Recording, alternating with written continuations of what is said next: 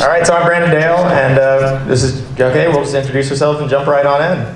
Yes, my name is Zsakee Lewis. I am a New Yorker. I'm from Brooklyn, New York. I'm a new hunter. And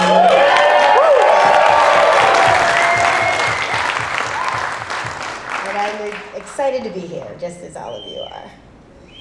Same. So a little bit about me. So I'm a native Louisianan, transplanted to New York City. I'm a med student up there, and I love to hunt fish. This is kind of born and bred in me, and I'm a New York board member for BHA. I'm the ambassador. Thank you. I'm also an ambassador, the New York ambassador for Hunters of Color, and our story. Get that out. We'll get that out. And the story we're going to tell today is really an origin story for something that's been going on forever. And it's really about mentorship. It's about increasing the number of people who are hunting, particularly people of color, particularly people who live in urban centers, and particularly for people who didn't have family or friends or exposure to hunting.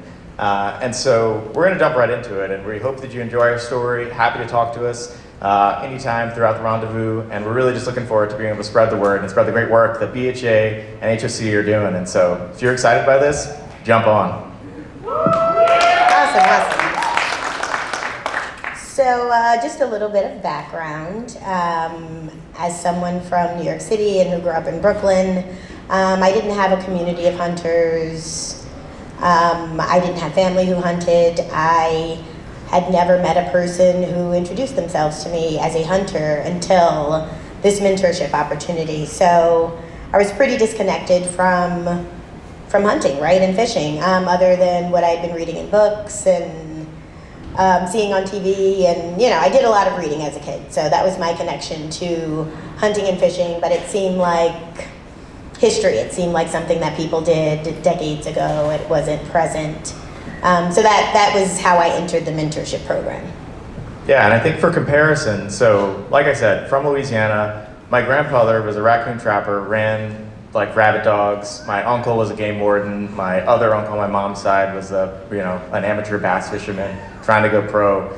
And I think that the value of our perspectives here is really in that it's so different, right? I think in a lot of ways we think of people who grew up hunting and fishing as being that next wave of ambassadors, but how do we really begin to think about touching people who had no connection? And I think that the next step to sort of think about these things is really the barriers, right? We all, as people getting into hunting, whether we're with family, friends, had a community around us, had barriers getting into hunting. And I think for especially people of color, there are a unique set of barriers. And for new hunters who didn't have communities or mentors that I think we'd love to talk about to really unpack a little bit. And so, Zsakee, what were some of the barriers that you experienced? Well, I encountered a lot of barriers. I think predominantly they were that there was no hunting community where I lived or where I grew up. There isn't land access in New York City.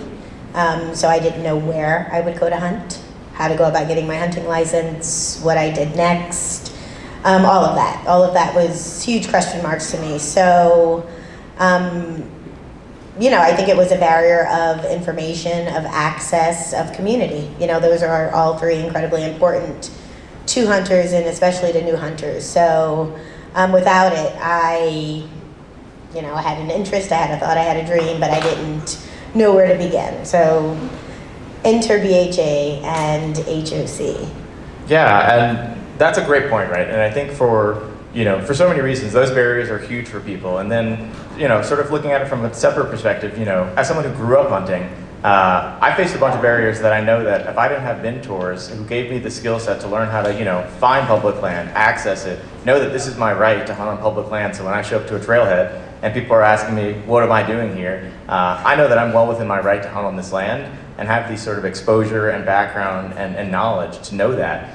That's a huge challenge that I can't imagine anyone would jump into if you didn't have that mentorship. And so one of the big pieces that we really wanted to set up, which we're going to talk about, is this Mentored Hunter program that was coordinated with Hunters of Color and BHA and a couple other key partners, such as the Nature Land Conservancy and the National Deer Association this past November. So a little bit of background. This was an opportunity where we had access to some nature conservancy land. And essentially BHA was approached and asked, hey, I have this land, we have a lot of deer here, and we want to create an opportunity for people who've never hunted before to get exposed to hunting, to really sort of start that fire that we all have and share and know and love, expand that to a community that has never had that before. And so BHA partnered up with Hunters of Color, and it was honestly an incredible time. The time of a lifetime, really. I look back and I was approached to be a mentor, and because I was already hunting in New York City and out of New York City for a couple of years at this point, doing waterfowl, killing turkeys, looking for deer. And I think it's one of those things where I was super pumped about this mission because I believed so much in it, because this was really how I got formed. I just had family connections. And so basically we had this weekend, and it really outlined the sort of field to fork program. So we had education in terms of crossbow shooting, deer biology, shot placement. All of the pre-hand setup for blinds were done already, but there was obviously reading sign and things of that nature. And we culminated with 8 mentors, eight mentees pairing up with an assortment of mentors for like a 2-day, 3-day, 2-night weekend up in Albany, New York. And Zsakee's going to tell us a little about what her first hunting experience was like and what that meant to her. Sure. So my very first hunting experience, we trekked into the woods, I don't know, 4 o'clock in the morning. It was a pretty fast hike, and I settled into the blind with my mentor, and about 5 minutes later, I announced that I was going to take off my coat. And she looked at me and said, "Really? Are you sure?" And I said, "Yeah, I'm hot." So I took the coat off, and I think we all know what happened. My sweat-soaked hoodie was introduced to New York's 40-degree fall morning, and I never recovered. I've never recovered. So it taught me a lot. It taught me that, mentorship is crucial, and it's complex. You learn from others as they teach you, but you also learn from the questions they ask you, and you learn from the things that they say and the behaviors they have. And so I immediately began to value that relationship. And the other thing that I learned was wool. You need wool in order to survive what I experienced. So it was difficult, it was unsavory, and by the next morning I remembered none of the negatives. I was ready to go out again. I was really excited. So, it taught me that you can love something that's grueling, and that's dirty, and that's muddy, and that's so early. I've seen parts of the day that I didn't think I was entitled to this time last year. So I've come away from that mentorship experience with, I'd like to say with a lot, but I can also say with everything. I've been able to create community.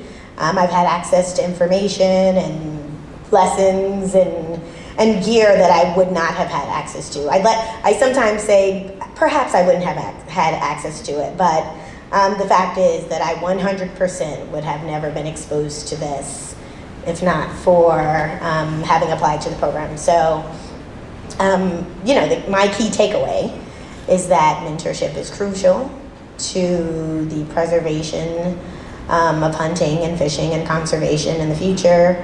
And hunting is incredibly fulfilling and fun. Yeah, and give it up. I mean, come on, people. That's just.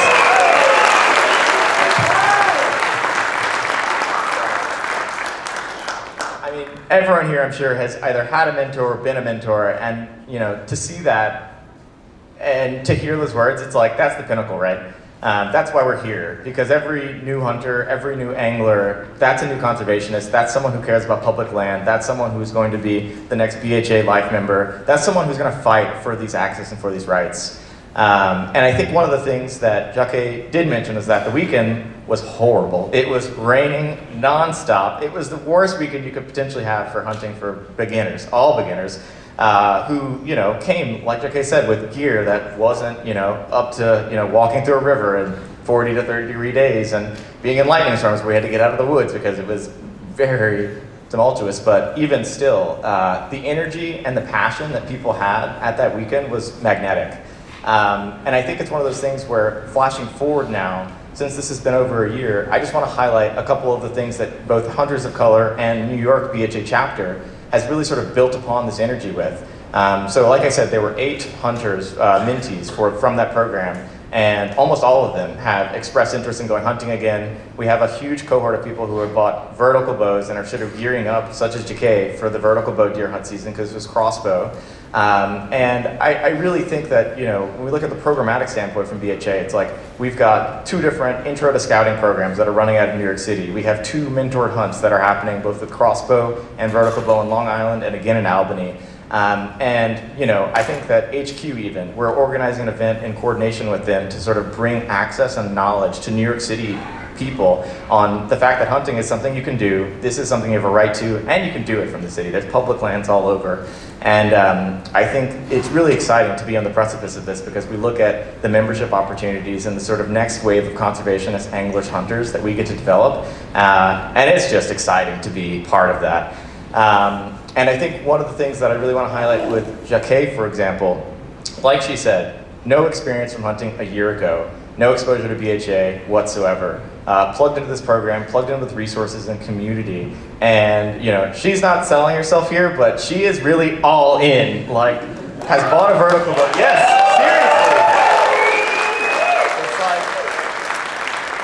seriously. It's like, she's calling me hey, I was on this archery forum and I think I'm gonna try to buy this bow, what do you think? And I'm like, yeah, okay, let's talk about it, let's get into it. And going to the range, and I really think that to have someone who didn't hunt last year and is now in the process of trying to build a business for an outfitter service and sort of a gear shop in Staten Island after realizing I have to drive an hour and a half to go to get shells or clothes that fit me or archery targets or whatever. That's a really powerful statement, I think, that you have, and this is one cohort of that program. Myself, for example, I had no idea what BHA was a year ago, but ostensibly, I've been on public lands for all my life and been doing this for nonstop anywhere I go, from college, etc. And the opportunity to engage in this work and reach out to communities across all lines has really, really embedded me into the BHA family. I'm on a multi-term board member position, and so excited about being able to do this work. And I think the takeaway message for everyone here, I hope, is that there is so much value in reaching across and out to people who don't think they're the next wave of hunters, but have an interest. And I understand that, this is a challenging and difficult topic to get into wherever you are locally, but I think the fact that you have communities and organizations like Hunters of Color, and for our example, BHA New York, that is really sort of building that bridge. It's just, there are so many benefits. And so to close off, I just want to say, Lantani, I haven't met you yet, but we got to come and find me after this, or I'll find you. But so I might get in trouble for this one, but basically, whenever we were preparing for this, it's we heard that someone had questioned Lantani about, why are we devoting BHA resources to something like this? Why are we investing time away from public land policy work? Why are we doing all of this? And his response made both Zsakee and I so proud to be BHA members, to be BHA board members, to be people contributing to public land access, because he said, because it's the right thing to do. And I think it's one of the most powerful.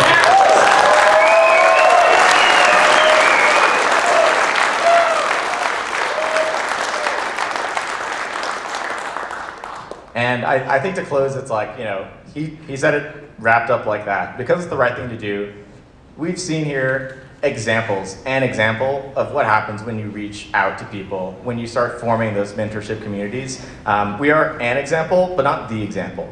And so I really leave this stage and challenge all of you, BHA members, board members, etc. Take someone out to the field who doesn't look like you, doesn't talk like you, doesn't have the experience, and it'll be awkward, maybe you'll have flunders, whatever, that's fine. It's really about just putting your best foot forward, and everything else from after that, if you're a genuine, respectful person, it's gonna be good. And the fruits are so sweet. So thank you so much.